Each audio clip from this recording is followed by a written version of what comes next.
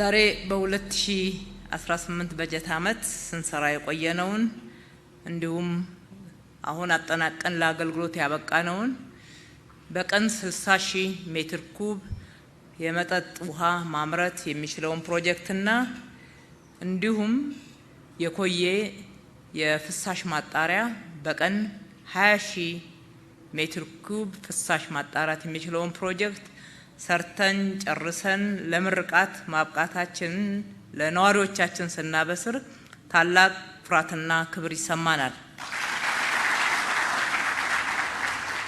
እነዚህ ፕሮጀክቶች በአንድ በኩል የከተማችንን የመጠጥ ውሃ እጥረት የሚያቃልሉ፣ በሌላ በኩል ዘመናዊ የፍሳሽ አወጋገድ ስርዓትን መሰረተ ልማትን በማስፋት የፍሳሽ አወጋገድ አቅማችንን የሚያሳድጉ፣ የነዋሪዎቻችንን ጤናና ንጽህና የሚያስጠብቁ፣ ወንዞቻችንን ከብክለት የሚታደጉ፣ የአካባቢን ጥበቃ የሚያጠናክሩና የዘላቂ ልማት አካል እንዲሁም በክብር የመኖር ስራዎች ናቸው።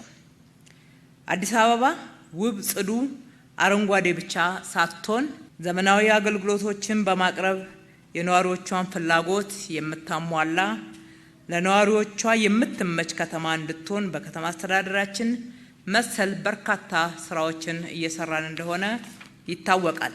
ከተማ ማለት የህንፃ ጫካ ብቻ አይደለም።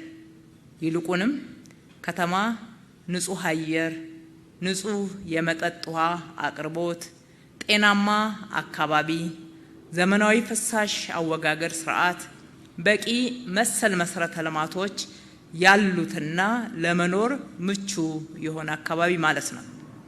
ስለሆነም የከተማችን ልማት ስትራቴጂም አንዱን ከሌላው ነጥሎ የሚያይ ሳይሆን አስተሳስሮ የሚያይ በመሆኑ የማህበራዊ አገልግሎቶችና የተለያዩ ኢኮኖሚያዊ አገልግሎቶችን የሚሰጡ በርካታ ፕሮጀክቶች፣ የኮሪደር ልማት፣ የወንዝ ዳርቻ ልማት፣ የፍሳሽ አወጋገድ ስርዓት፣ የአካባቢ ጥበቃ፣ የስራ ዕድል ፈጠራ እንዲሁም የከተማ ውበትና መሰል ስራዎች የአንድ ታላቅ ራዕይ አካል ናቸው። ክቡራትና ክቡራን፣ የመጠጥ ውሃ እጥረት መቀረፍ እንዳለበት አምነን በብዙ ትኩረት ስንሰራ ቆይተናል። በርካታ ውጤቶችንም አግኝተንበታል። በዚሁ አግባብ በከተማዋ ከለውጡ በፊት በቀን እስከ 525,000 ሜትር ኩብ የማምረት አቅም የነበረውን የመጠጥ ውሃ በቱሉ ጉዶ፣ ለገዳዲ ምዕራፍ 2፣ በረከት የጋራ መኖሪያ ቤቶች አካባቢ፣ በቦሌ አራብሳ እና ሌሎች አካባቢዎችንም በማልማት የከርሰ ምድር ውሃን በስፋት ተጠቅመን ዛሬ ላይ በቀን የማምረት አቅማችን ከ910,000 ሜትር ኩብ በላይ መድረስ ችሏል። ከዚህ ውስጥ ዛሬ ያስመረቅነው በቀን 60,000 ሜትር ኩብ የማምረት አቅም ያለው የመጠጥ ውሃ የበርካታ ነዋሪዎችን ጫና እንደሚቀንስ እምነት አለን። አሁንም በከተማችን የውሃ አቅርቦቱና ፍላጎቱ በመሰረታዊነት መጣጣም እንዳለበት አምነን ለሚቀጥለው በጀት ዓመት በሰፊው እየሰራን ነው።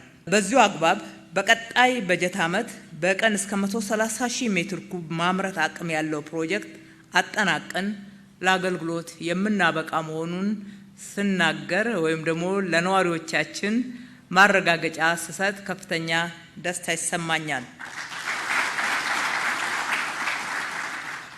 ፕሮጀክቶቹ ህብረተሰቡን በስፋት ተጠቃሚ የሚያደርጉ ከመሆናቸው አንጻር ጥራታቸውን ጠብቀው በፍጥነት እንዲሰሩ ሁላችንም ርብርብ ማድረግ ይገባናል። በሌላ በኩል በቂና ዘመናዊ ፍሳሽ የማስወገድ ስርዓት እጥረት በከተማችን እጅግ ሰፊና ስር የሰደደ ችግር እንደነበረ ሁላችንም የምናውቁ ጉዳይ ነው። ለረጅም ዘመን በከተማችን የሚገኙ ወንዞች አላግባብ በፍሳሽ እንዲሁም በደረቅ ቆሻሻ ሲበከሉ ቆይተው የበርካታ ነዋሪዎቻችንን ጤና እክል ላይ ሲጥሉ ቆይተዋል።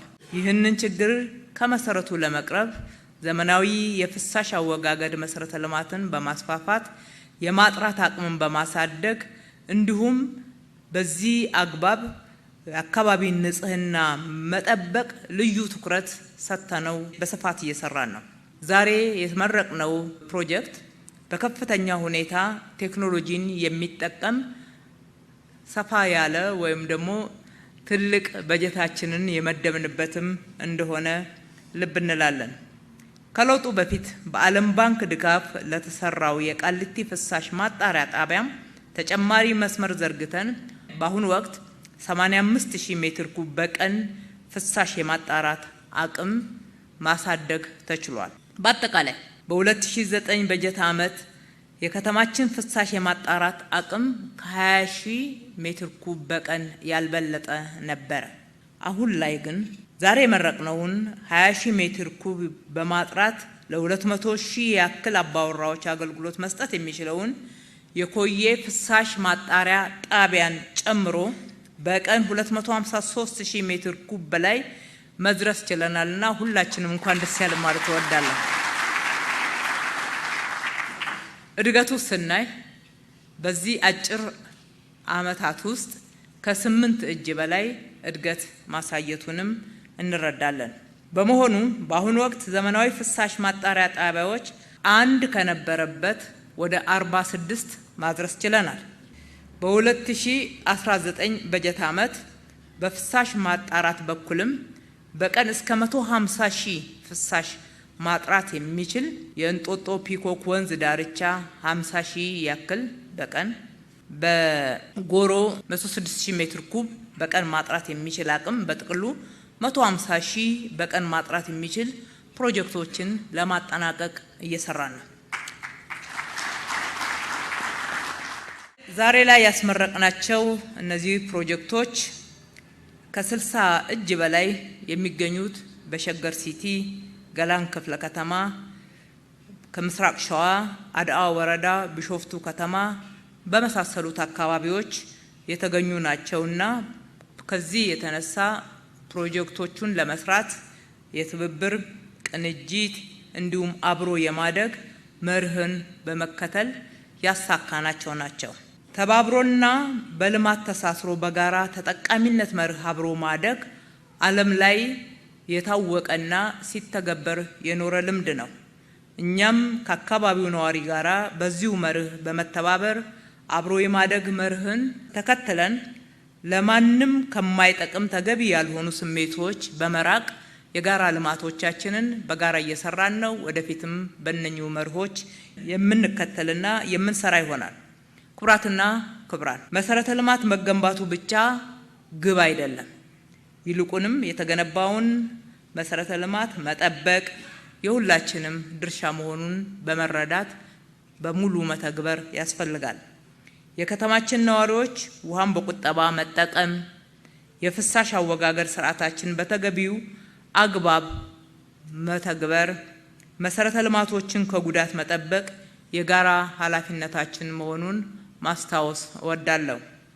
የዛሬው ምርቃትም እንደሚያሳየን አዲስ አበባችን ተወዳዳሪና ለሁላችንም የምትሆን ለማድረግ የሚቻለው በጋራ ራዕይ፣ በትጋት፣ በትብብርና በተጨባጭ ስራ መሆኑን ነው።